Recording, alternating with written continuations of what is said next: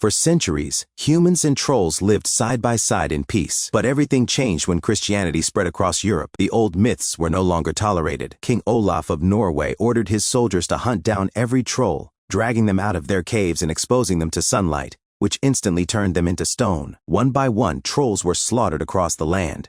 They even began to fear Christian symbols like church bells. Eventually, the massacre wiped them out completely. Not a single troll remained. This dark tale was once told to a little girl by her father as a bedtime story, a story that inspired her to grow up and become a paleontologist. 30 years later, high in the Jotunheimen Mountains, a mysterious man enters a remote cabin. Suddenly, he's attacked by a woman named Nora, who beats him down and nearly stabs him, until she realizes it's her colleague, Andreas. Andreas notices several books about ancient myths scattered around and questions what kind of research she's secretly working on. But Nora refuses to answer. He explains why he's there. 3 years ago, Nora's knowledge helped the military defeat a massive troll discovered in the mountains. She even served on the Troll Commission, but quit after realizing the new government was just as corrupt as the old one.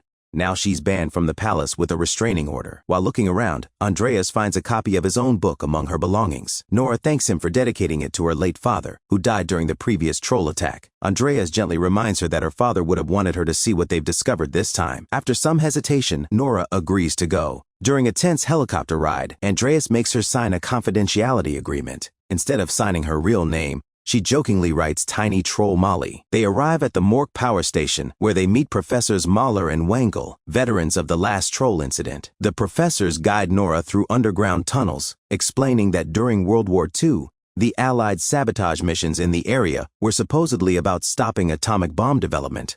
But that story was only a cover.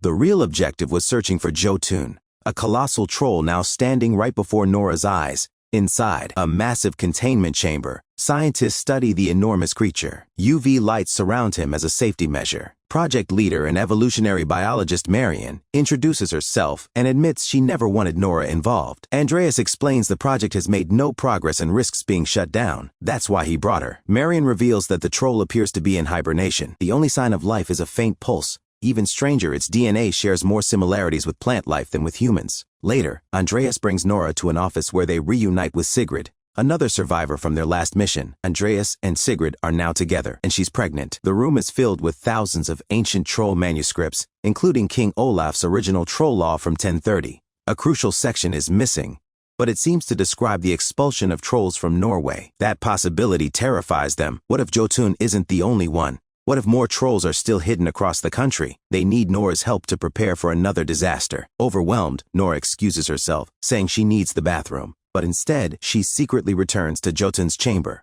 She rides the elevator to the highest platform and slowly reaches out, touching the troll's nose. Softly, she begins to hum, hoping for some kind of connection. At first, nothing happens. Disappointed, she turns to leave. But suddenly, the main system detects a spike in vital signs. And then, Jotun opens his eyes. The entire team rushes into the chamber as the troll begins to move. They realize he's restrained by massive chains. Moeller immediately orders the guards to activate the UV lights, but Marion refuses to let them kill him. In desperation, she spills coffee over the control panel. Sparks fly. The system short circuits. The UV lights shut down. Chaos erupts. As Nora gets back into the elevator, panic spreads throughout the facility. Scientists and soldiers run for their lives. Jotun snaps the chains like they're nothing and slams into the elevator shaft. The cabin is sent crashing down. Miraculously, Nora survives the brutal fall, holding on as the elevator scrapes across the ground. Andreas forces the doors open and pulls her to safety. Nearby, Mahler spots a troll sample rolling across the floor. Even in the chaos, he grabs it before escaping. Jotun storms through the lab. In a horrifying moment, he steps on Wengel, crushing him instantly. There's no time to grieve. Andreas and Nora regroup with Sigrid and Marion on the stairwell, and together they race toward the emergency exit. Behind them, Jotun smashes through the entire facility to break free.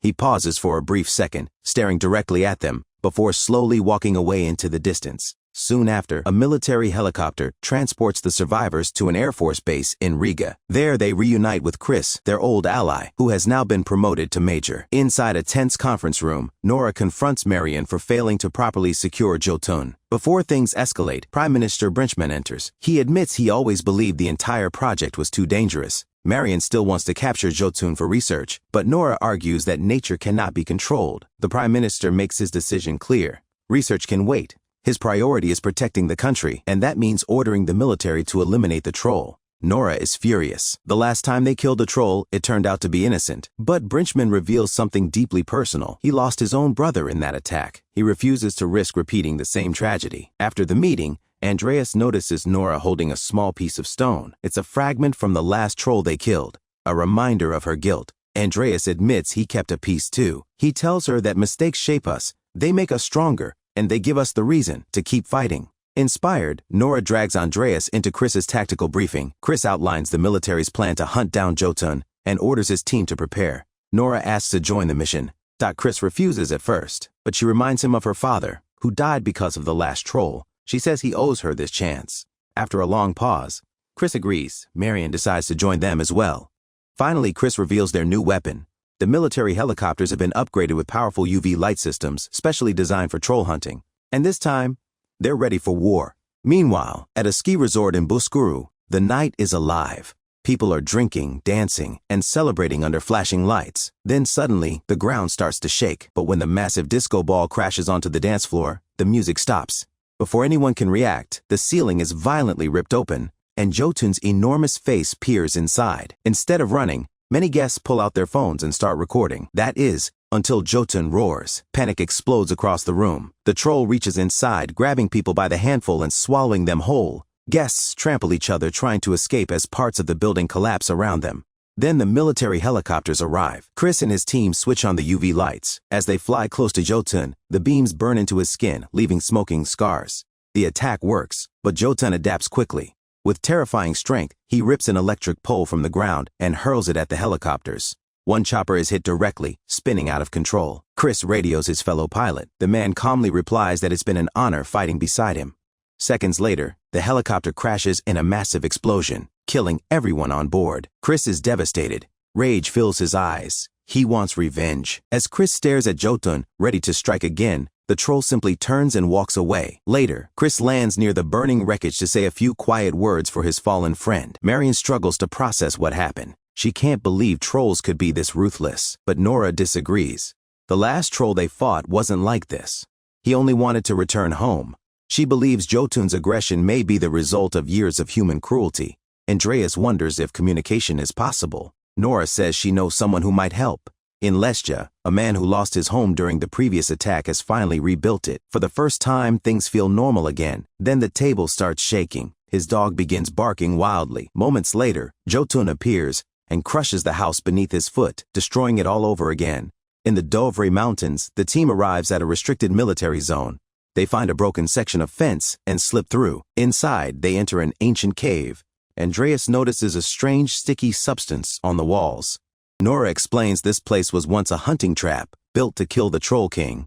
Humans kidnapped his child and hid it here to lure the king into an ambush. Christian symbols were carved into the rock to weaken him. The plan failed. The Troll King survived. In fact, he was the troll they fought 3 years ago, but the child's remains were never found. When they reach a deep pit inside the cave, Nora places the Troll King's stone on the ground and tells everyone not to panic. Suddenly, a smaller troll emerges from the shadows. Nora confirms, this is the lost child. She has been visiting this cave for 3 years, slowly earning the creature's trust. She shows him his father's stone. The troll gently sniffs it.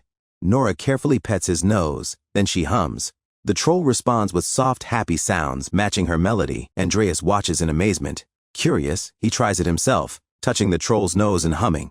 The creature reacts positively. Since he has no name, Nora calls him Beautiful. But this reunion isn't just emotional. Nora asks Beautiful for a favor. Later, in Boverlin, Nora spots Jotun approaching. She fires a flare into the sky as a signal.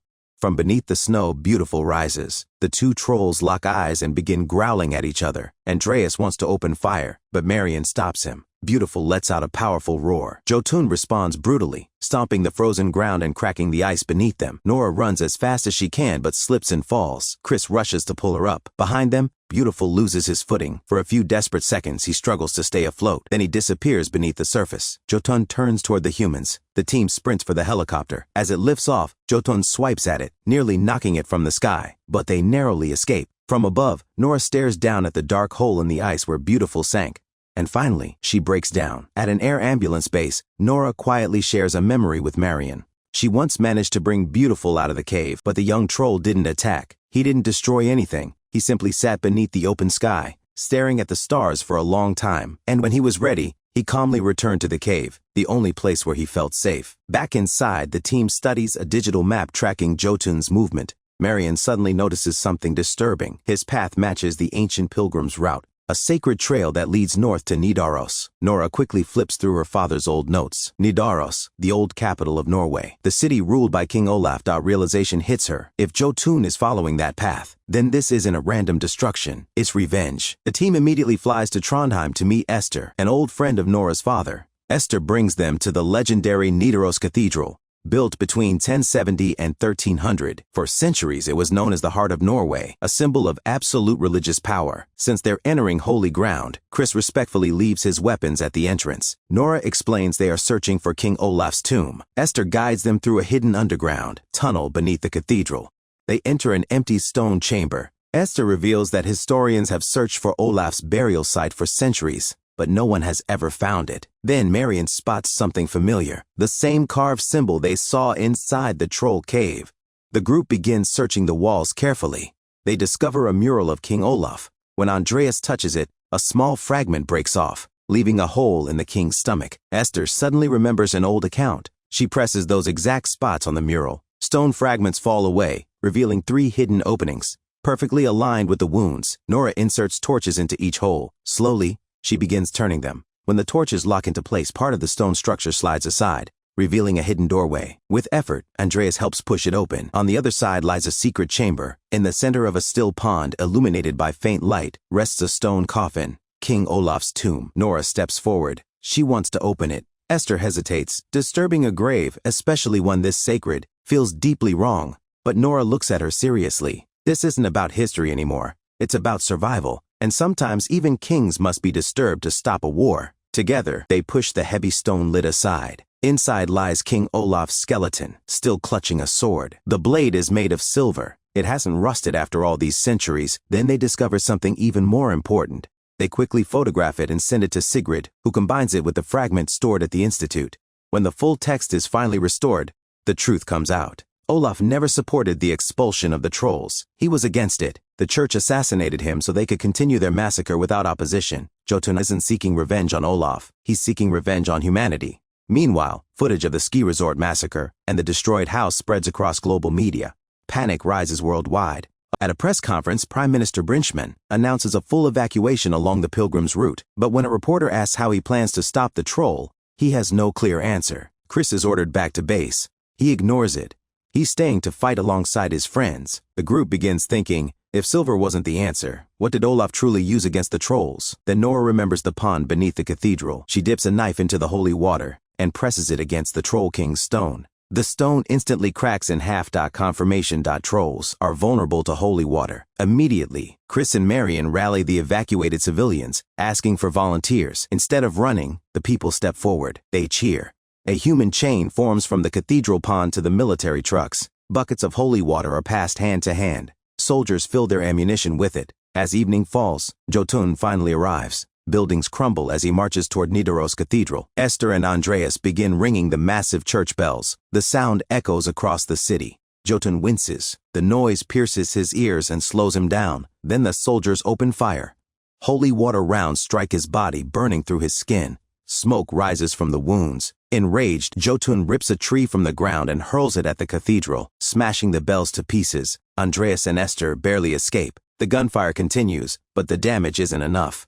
Jotun keeps advancing. Chris detonates a line of explosives laid across the street. The blast leaves severe burns, yet the troll still stands. The team retreats as Jotun charges forward, and then a roar echoes across the river. Everyone freezes. Beautiful is alive. The two trolls collide in the river with unimaginable force. Jotun lands a brutal punch and hurls Beautiful onto a bridge, shattering it. The structure collapses, sending Beautiful crashing back into the water. Nora is desperate. Marion suddenly remembers Jotun has a pulse. If they can send holy water directly inside him, they can destroy his heart. They have one bomb left. As Jotun continues beating Beautiful in the river, Chris and Andreas take off in the helicopter. Nora and Marion stay on the ground, firing to distract him. The helicopter circles above. The bomb nearly slips out. Andreas catches it at the last second, but the detonator falls and shatters. Now there's only one way left: a grenade. and someone has to go down with it. Andreas understands immediately. He calls Sigrid to say goodbye. Their final words are cut short as the connection drops.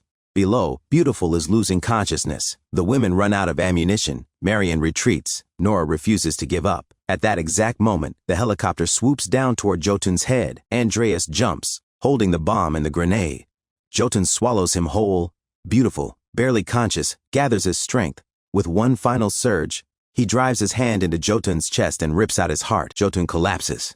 His body disintegrates into the river. Silence falls over the city. Sometime later, Nidaros Cathedral is being restored. Sigrid gives birth, and Chris proudly becomes the fun uncle. Beautiful is allowed to roam freely in the mountains. He often visits Nora's cabin, no longer hiding in fear, but not everything is peaceful. Somewhere else, Muller continues his secret experiment, not into a miniature troll, and it's alive.